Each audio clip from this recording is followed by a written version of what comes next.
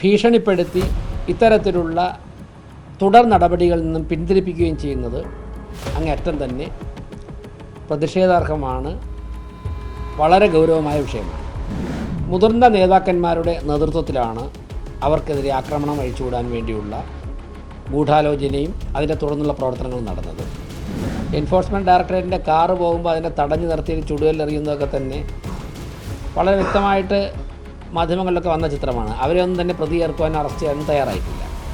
ഇവരൊന്നും കിട്ടാത്തവരൊന്നുമല്ലല്ലോ, ഇവരൊന്നും അങ്ങനെ പിടിക്കാൻ പറ്റാത്ത തരത്തിൽ ഇൻ്റർനാഷണൽ കുറ്റവാളികളൊന്നും അല്ലല്ലോ. ഇവരെയൊക്കെ ഒരു 10 മിനിറ്റ് കൊണ്ട് അറസ്റ്റ് ചെയ്യാമെന്നല്ലേ ഉള്ളൂ. നമസ്കാരം. CMRL മാസപ്പടി കേസുമായി ബന്ധപ്പെട്ട് ഇക്കഴിഞ്ഞ ദിവസം EDയുടെ റെയ്ഡ് 12 ഇടങ്ങളിൽ നടന്നിരുന്നു. ഇതിൽ ഏറ്റവും പ്രധാനമായി എടുത്ത് പറയേണ്ടത് അനിഷ്ട സംഭവം ഏറ്റവും കൂടുതൽ നടന്നത് തലസ്ഥാനത്താണ്. നഗരസഭാ പരിധിക്കുള്ളിലാണ് ഇത്രയും വലിയ അനിഷ്ട സംഭവം ഉണ്ടായത്. അതായത് പോലീസിന് തന്നെ വലിയ വീഴ്ച സംഭവിച്ച സാഹചര്യം. അതായത് ED സംഘത്തെ CPM പ്രവർത്തകർ ആക്രമിക്കുന്ന പ്രവണത വരെ ഉണ്ടായി. അതായത് ED ഉദ്യോഗസ്ഥർക്ക് പരിക്കേൽക്കുന്ന സാഹചര്യം വരെ ഉണ്ടായിരിക്കുന്നു. ഇത് നഗരസഭാ പരിധിക്കുള്ളിൽ നടന്ന അനിഷ്ട സംഭവമായതുകൊണ്ട് തന്നെ തിരുവനന്തപുരം നഗരസഭാ മേയർ ഈ ഒരു വിഷയത്തിൽ മാധ്യമങ്ങളോട് പ്രതികരിക്കുകയാണ്. ബഹുമാനപ്പെട്ട മുൻ മുഖ്യമന്ത്രിയുടെ മകളുടെ ചില ബിസിനസ് കാര്യങ്ങളുമായി ബന്ധപ്പെട്ട് എൻഫോഴ്സ്മെൻറ്റ് ഡയറക്ടറേറ്റ് ഇന്നലെ കണ്ണൂരും തിരുവനന്തപുരത്തും റെയ്ഡ് നടത്തിയിരുന്നു.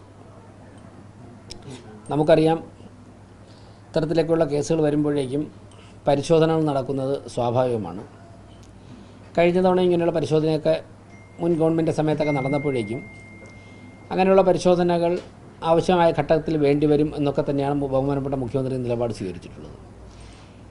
എന്നാൽ കേന്ദ്ര ഗവൺമെൻറ്റിൻ്റെ അന്വേഷണ ഏജൻസികൾ, പ്രത്യേകിച്ച് നമ്മുടെ രാജ്യത്തിൻ്റെ സാമ്പത്തിക ഘടന കൃത്യമായിട്ട് പരിപാലിച്ചു പോകുന്നതിന് നിയോഗിക്കപ്പെട്ട ഏജൻസികൾ അന്വേഷണം നടത്തി പൂർത്തിയാക്കുന്ന സമയത്ത്, അല്ലെങ്കിൽ അന്വേഷണം നടക്കുന്ന സമയത്ത് അവരെ അതിന് തടസ്സപ്പെടുത്തുകയും ഭീഷണിപ്പെടുത്തി ഇത്തരത്തിലുള്ള തുടർ നടപടികളിൽ നിന്നും പിന്തിരിപ്പിക്കുകയും ചെയ്യുന്നത് അങ്ങേയറ്റം തന്നെ പ്രതിഷേധാർഹമാണ്, വളരെ ഗൗരവമായ വിഷയമാണ്.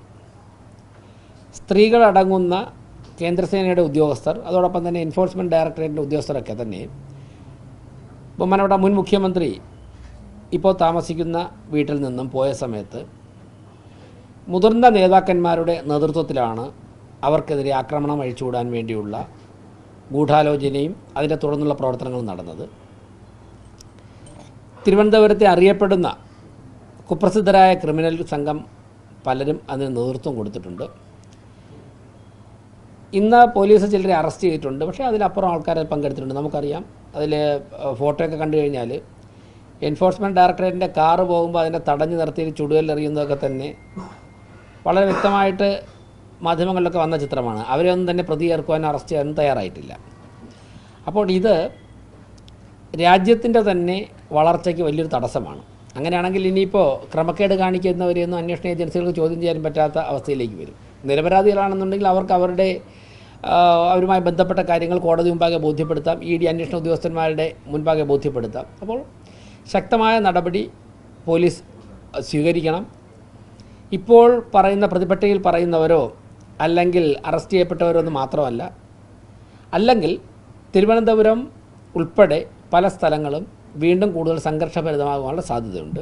ശക്തമായ നടപടി പോലീസ് സ്വീകരിക്കണം. ഒരു സമരത്തിൻ്റെ കേസോ അല്ലെങ്കിൽ മറ്റെന്തെങ്കിലും ഒരു രാഷ്ട്രീയ തർക്കത്തെ കൈകാര്യം ചെയ്യുന്നത് പോലെ പോലീസ് സംവിധാനം ഇക്കാര്യങ്ങളെ കാണരുത് എന്നാണ് തിരുവനന്തപുരം കോർപ്പറേഷൻ മേയർ എന്നുള്ള നിലയ്ക്ക് സൂചിപ്പിക്കാനുള്ളത്.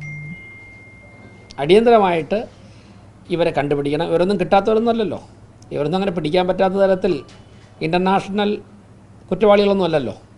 ഇവരെയൊക്കെ ഒരു 10 മിനിറ്റ് കൊണ്ട് അറസ്റ്റ് ചെയ്യാമെന്നല്ലേ ഉള്ളൂ. അത് അങ്ങേറ്റം തന്നെ പ്രതിഷേധാർഹമാണ്. നമ്മുടെ രാജ്യത്തിന് തന്നെ മൊത്തത്തിൽ നാണക്കേടാണ്. തിരുവനന്തപുരം പട്ടണം നാണക്കേടാണ്. ഒരു കേന്ദ്ര അന്വേഷണ ഏജൻസിക്ക് തിരുവനന്തപുരം പോലെ സ്റ്റേറ്റ് ക്യാപിറ്റൽ വന്നിട്ട് ഒരു അന്വേഷണം നടത്തി അവർക്ക് ജീവനോടെ തിരിച്ചു പോകാൻ സാധിക്കില്ല എന്നൊരവസ്ഥ വരുന്നത് തിരുവനന്തപുരത്ത് നിന്നും കേരളത്തിന് മുഴുവൻ നാണക്കേടാണ്. അപ്പോൾ ഉത്തരവാദിത്തപ്പെട്ട കേന്ദ്രങ്ങൾ അടിയന്തരമായ നടപടി സ്വീകരിക്കണം. IPS ഉദ്യോഗസ്ഥന്മാരൊക്കെ തന്നെ ക്രിമിനലുകളുടെ മുമ്പിൽ മുട്ടിവിറച്ച് നിൽക്കുന്നത് ഒരു ഭരണകൂടത്തിന് ആശാസ്യമല്ല. എന്തായാലും മേയർ ഇവിടെ വ്യക്തമാക്കുന്നത് ഈ തലസ്ഥാനത്തെ കുപ്രസിദ്ധ ഗുണ്ടാ സംഘമാണ് ED ആക്രമിക്കുന്നതിൽ മുൻപിൽ നിന്നത് എന്നുള്ള കാര്യമാണ്. അതുകൂടാതെ തലസ്ഥാനത്തിന് ഈ ഒരു സംഭവം അപമാനകരമാണ് എന്നും മേയർ വ്യക്തമാക്കുകയാണ്. ക്യാമറമാൻ ആഷിക്കിനൊപ്പം അമൽ രുദ്ര, മറുനാടൻ മലയാളി, തിരുവനന്തപുരം.